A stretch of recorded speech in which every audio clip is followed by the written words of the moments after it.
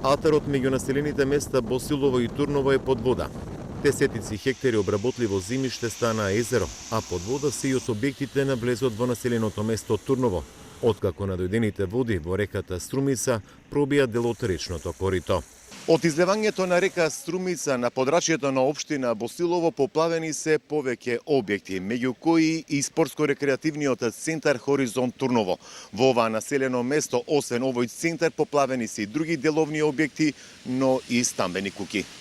Дел од вработените во спортско-рекреативниот центар Хоризонт Турново велат дека не е прв пат да им биде поплавен балон спортската сала и стадионот. Според нив материјалната штета е над 50.000 евра, а проблемот го лоцираат во институциите кои навремено не ги чистиле речните корита. Целиот проблем на Турновско подрачје е од реката Струмешница која се кине нон-стоп од атарот на село Босилово, од општина Босилово, се извинјавам. Тука пред влезот на Турново? Пред влезот на Турново. И нон-стоп се не поплавува. Така да институциите треба да преземат нешто за да се реши тој горшлив проблем на поплавите во Турново. Ова не е прв пат. Не е прв пат. Веќе не се случува 4 пати преку секои 2 години да не поплавува. Правиот човек на општина Босилово, Ристо Манчев, вели дека нивни екипи и екипи на повеќе институции се излезлине на терен и работат на санирање на штетите. Паралелно ги чистаат и критичните точки во речните корита за да има слободен тек на надојдените води.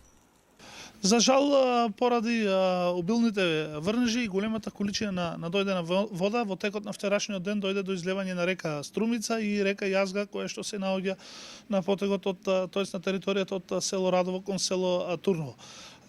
И покрај тоа што во текот на вчерашниот ден и ние како општина и останатите надлежни институции интервениравме, сепак дојде до поплава, при што беа поплавени неколку деловни објекти и 20 куќи.